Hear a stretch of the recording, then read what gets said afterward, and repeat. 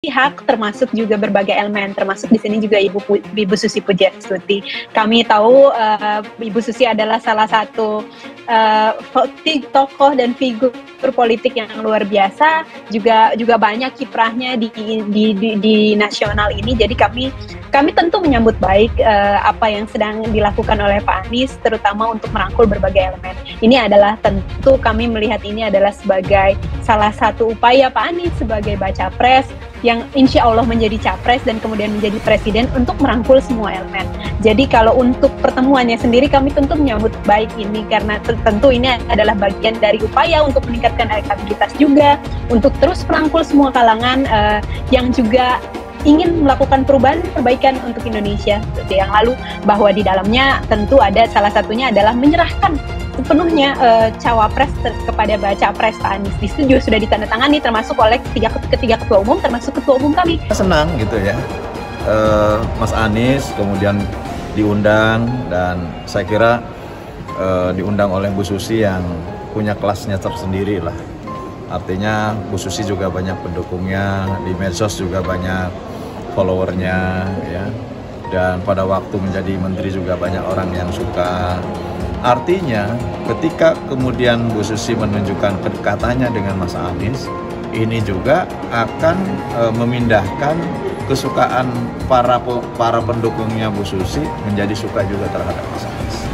Artinya ini harus terus dilakukan oleh Mas Anies, ketemu dengan para tokoh yang tentu memiliki pendukung dalam segmentasinya masing-masing. Dan ini harus terus digulirkan, karena dengan cara inilah tentu akan mengerek popularitas dan elektabilitasnya Mas Anies.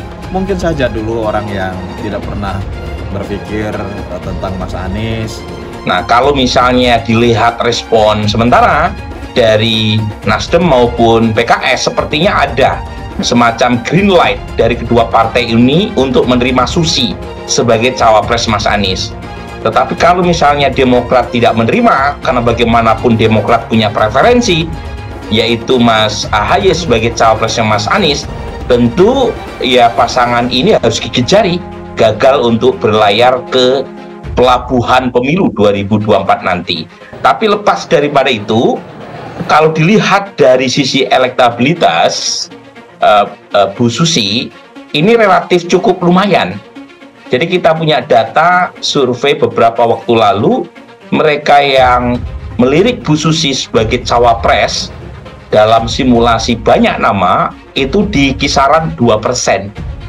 Jadi cukup lumayan. Saya sebut lumayan karena Bu Susi ini kan sudah cukup lama ya, yaitu adalah Pak Agus Harimurti Yudhoyono. Jadi tentu kalau untuk semua ini adalah bagian dari demokrasi yang kami terapkan di koalisi perubahan. Kita lihat bahwa semuanya tentu menginginkan yang terbaik untuk menjadikan siapapun yang nanti akan menjadi cawapresnya Pak Anies. Ya. Sehingga kami sangat terbuka dengan berbagai pilihan. Nanti tentu akhirnya akan kami serahkan sepenuhnya kepada Pak Anies. Kita sudah dengar dari tim 8 koalisi perubahan yang sudah menyebutkan bahwa sebenarnya sudah tuntas. Jadi apabila saat ini kemudian terbuka dengan berbagai, kami bilang bahwa ini adalah terbuka untuk melihat opsi-opsi yang ada. Tapi tentu apabila sudah ditentukan, kami juga saat ini sedang menunggu hasil tersebut begitu. Jadi yang saya sebutkan tadi adalah bahwa ini bukan artinya adalah masih terbuka atau misalnya belum selesai, tapi ini kalau misalnya ada satu atau sebagian pihak yang melihat bahwa ini adalah, tapi dia memang sangat suka atau militan dengan Bu Susi gitu, karena dulunya sering menenggelamkan kapal misalnya gitu ya. Kan begitu melihat Mas Anies dengan Bu Susi, akhirnya juga tergiring juga bahwa akhirnya kesukaan terhadap Bu Susi juga suka terhadap Mas Anies. Tetapi lagi-lagi bahwa persoalan cawapres tentu diserahkan kepada Mas Anies sesuai dengan piagam kerjasama koalisi yang sudah ditandatangani oleh seluruh partai-partai koalisi. Yang kedua, Mas Anies sudah mengeluarkan kriteria-kriteria yang itu juga akan menjadi kriteria untuk memilih pasangan. Biarkan Mas Anies dipersepsikan dengan siapapun hari ini, ya, dengan para tokoh. Mungkin nanti akan ketemu dengan tokoh lain, dipersepsikan lagi. Oh, ini mungkin barangkali calon wakil presidennya, nggak apa-apa. Dipersepsikan oleh publik itu bagus gitu ya. Tanda kutip menghilang dari peredaran setelah tidak menjadi menteri lagi.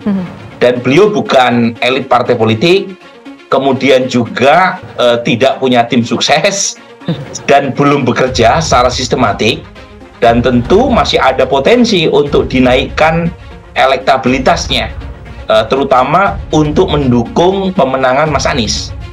Jadi kalau dilihat dari sisi itu, sebenarnya masih ada peluang buat Bu Susi untuk menaikkan kembali elektabilitasnya, terutama setelah ada kepastian. Karena kalau misalnya belum ada kepastian, beliau kan nggak punya jabatan publik, bukan elit partai, belum juga kerja politik sistematik.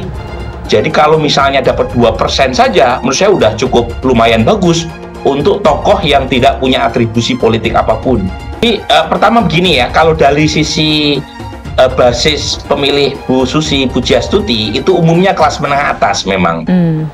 Jadi umumnya mereka yang tingkat pendidikannya baik ya. Pertemuan Anies Susi disorot, Demokrat sebut magnet Anies bisa rangkul siapa saja. Dikutip dari tribunvideo.com, Kepala Badan Komunikasi Strategis Bakomstra Partai Demokrat Herzaki Mahendra Putra menilai pertemuan Anies Baswedan dan Susi Pujiastuti merupakan hal yang positif. Kami melihat pertemuan Bu Susi dan Mas Anies sangat-sangat positif karena Mas Anies ini seorang baca pres calon pemimpin negeri ini, kata Herzaki dalam diskusi daring di PKS TV bertajuk Indonesia Leaders Talk.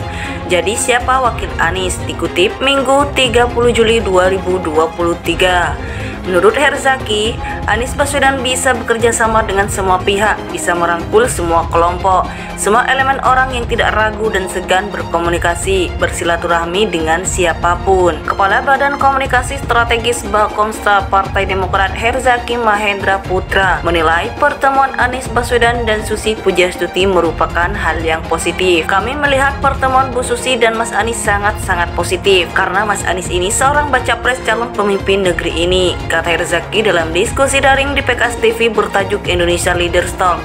Jadi siapa wakil Anies? Dikutip Minggu 30 Juli 2023. Menurut Herzaki, Anies Baswedan bisa bekerja sama dengan semua pihak, bisa merangkul semua kelompok, semua elemen orang yang tidak ragu dan segan berkomunikasi, bersilaturahmi dengan siapapun. Kepala Badan Komunikasi Strategis Bakomstra Partai Demokrat Herzaki Mahendra Putra menilai pertemuan Anies Baswedan dan Susi Pujiastuti merupakan hal yang positif. Kami melihat pertemuan Bu Susi dan Mas Anies sangat-sangat positif karena Mas Anies ini seorang baca pres calon pemimpin negeri ini, kata Herzaki dalam diskusi daring di PKS TV bertajuk Indonesia Leaders Talk. Jadi siapa wakil Anies? Dikutip Minggu 30 Juli 2023.